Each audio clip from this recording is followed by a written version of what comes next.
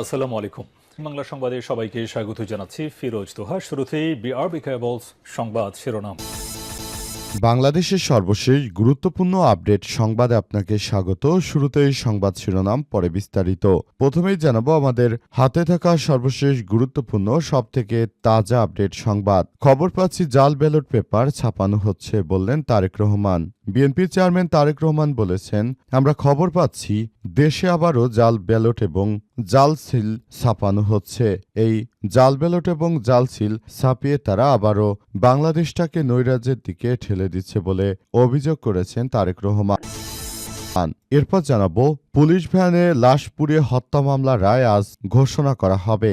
জুলাই গণঅভ্যুত্থানের সময় আশুলিয়ায় সংঘটিত ভয়াবহ হত্যাকাণ্ডে 6 তরুণকে পুড়িয়ে মারার অভিযোগে মানবতা বিরোধী অপরাধের মামলার রায় আজ ঘোষণা করা হবে। সাবেক সংসদ সদস্য সাইফুল ইসলাম সহ 16 আসামির ভাগ্য নির্ধারণ করবে আন্তর্জাতিক অপরাধ ট্রাইব্যুনাল 2। এদিকে জয় বাংলা জয় বঙ্গবন্ধু স্লোগান দিয়ে ধানের শীষে ভোট চাইলেন আওয়ামী লীগের নেতারা।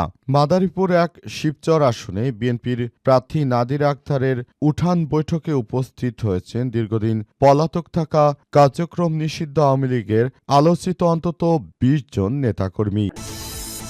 এবারে জানাবো, গণ অভ্যুত্থান পরবর্তী 17 মাসে রাজনৈতিক সহিংসতায় নিহত 195। জুলাই গণ অভ্যুত্থানের পর গত 17 মাসে দেশে মানবাধিকার পরিস্থিতি উল্লেখযোগ্যভাবে অবনতি হয়েছে বলে জানিয়েছে মানবাধিকার সংস্থা হিউম্যান রাইটস সাপোর্ট সোসাইটি। রাজনৈতিক সহিংসতা, মব পিটুনি, সাংবাদিক নির্যাতন, সীমান্তে হত্যা এবং হেফাজতে মৃত্যুর ঘটনা উদ্বেগজনক হারে বেড়েছে সংস্থাটির বার্ষিক প্রতিবেদন থেকে জানা গেল। এবং সর্বশেষ জানাবো, জামাতের আমিরের এক্স আইডি হ্যাক করার ঘটনায় যথেষ্ট প্রমাণ থাকায় রাষ্ট্রপতির কার্যালয়ের সহকারী প্রোগ্রামারকে গ্রেপ্তার দেখিয়েছে পুলিশ। অবশেষে সেই প্রোগ্রামারকে গ্রেপ্তার দেখালো পুলিশের সদস্যরা। জানা গেছে তিনি জামাতের আমিরের ওই আইডিটি হ্যাক করার পেছনে তার বড় ভূমিকা রয়েছে বলে জানা গেছে। প্রিয় দর্শক, এতক্ষণ শুনছিলেন সংবাদ শিরোনাম, এবারে বিস্তারিত। তবে তার আগে বন্ধুরা, অনুরোধ থাকবে এই সংবাদটিতে একটি লাইক দিন। এই চ্যানেলে আপনি নতুন হয়ে থাকলে আমাদের সংবাদটি দেখতে দেখতে চ্যানেলটি সাবস্ক্রাইব করে রাখুন। কমেন্ট করে বন্ধুরা আপনার মূল্যবান মতামত জানিয়ে দিন আপনি বিশ্বের কোন দেশ থেকে বা বাংলাদেশের কোন স্থান থেকে আমাদের সংবাদটি দেখছেন এবং শুনছেন। আর বন্ধুরা, সংবাদটি আপনার সোশ্যাল মিডিয়া ফেসবুকে শেয়ার করে বন্ধুদেরও দেখার সুযোগ করে দিন। আগামী জাতীয় সংসদ নির্বাচনে আপনি কোন দলকে সমর্থন করেন কমেন্ট করে জানিয়ে দিন। এবারে বিস্তারিত। খবর পাচ্ছি জাল ব্যালট পেপার তৈরি করা হচ্ছে, বললেন তারেক রহমান। বিএনপি চেয়ারম্যান তারেক রহমান বলেছেন, আমরা খবর পাচ্ছি দেশে জাল ব্যালট তৈরি করা হচ্ছে। আগামী জাতীয় সংসদ নির্বাচনে জাল ব্যালট তৈরির মধ্য দিয়ে তারা আগামী জাতীয় সংসদ নির্বাচনটাকে প্রশ্নবিদ্ধ করতে চায় বলে মন্তব্য করেছেন তারেক রহমান। তিনি আরও মনে করেন যে এজন্য তারা জাল ব্যালট তৈরি করছে। যারা জাল ব্যালট তৈরি করছে তাদেরকে দেশের জনগণ ভোট দেবে না বলে আরও জানিয়েছেন তিনি। এ সময় তারেক রহমান আরও জানিয়েছেন যে আমরা নতুন বাংলাদেশ গড়ে তুলতে চাই, কিন্তু নানাভাবে সমস্যার সম্মুখীন হচ্ছি। তবে নানাবিধ সমস্যার মধ্য দিয়ে আমরা নিজেরা অনেক সমস্যায় জর্জরিত হয়ে পড়েছি বলে জানিয়েছে তারা। এজন্য তারা এই বিষয়গুলোকে অত্যন্ত গুরুত্ব সহকারে দেখছে। অন্তর্বর্তীকালীন সরকারের প্রধান উপদেষ্টা প্রফেসর ডক্টর মোহাম্মদ ইউনূসের সরকার যে নতুন বাংলাদেশ গড়ে তুলতে চান, সেখানে নানাবিধ সমস্যা রয়েছে। আগামী জাতীয় সংসদ নির্বাচনের পর বিএনপি এককভাবে সবকিছু ঠিক করবে এবং এগুলো ঠিক করার মধ্য দিয়ে তারা আবারও ভবিষ্যতের বাংলাদেশ বিনির্মাণ করতে চায়। তারা চায় আগামীতে একটি সুন্দর বাংলাদেশ গড়ে তুলতে এবং এই বাংলাদেশটাকে অত্যন্ত সুষ্ঠু সুন্দরভাবে পরিচালনা করার জন্য তাদের যে অগ্রযাত্রা ছিল সেটিকে তারা খুবই গুরুত্ব সহকারে দেখতে চলেছে।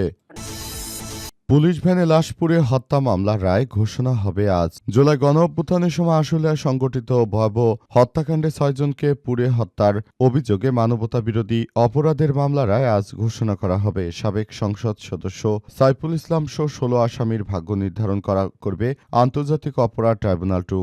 আজ আন্তর্জাতিক অপরাধ ট্রাইব্যুনাল ২ এর চেয়ারম্যান বিচারপতি নজরুল ইসলাম চৌধুরীর নেতৃত্বাধীন ৩ সদস্যের বিচারিক প্যানেল এ রায় ঘোষণা করবে। প্যানেলের অন্য ২ সদস্য হচ্ছেন বিচারক মোহাম্মদ মঞ্জুরুল বাছিত মোহাম্মদ, বিচারক নূর মোহাম্মদ শাহরিয়ার কবির। পুনর্গঠন ট্রাইব্যুনালের এই তৃতীয় রায় গত ১ ফেব্রুয়ারি মামলাটি রায়ের জন্য আজকের দিন ধার্য করে ট্রাইব্যুনাল ২ এই রায়ের মধ্য দিয়ে ১৬ আসামির ভবিষ্যৎ নির্ধারণ করা হবে। এর আগে গত ২০ জানুয়ারি রাষ্ট্রপক্ষ ও আসামি পক্ষে যুক্তিতর্ক উপস্থাপন শেষে মামলাটি রায়ের জন্য অপেক্ষমাণ রাখা হয়েছে বলে জানানো হয় এবং বর্তমানে মামলাটি রায় দেওয়া হবে আন্তর্জাতিক অপরাধ ট্রাইব্যুনাল ২ থেকে।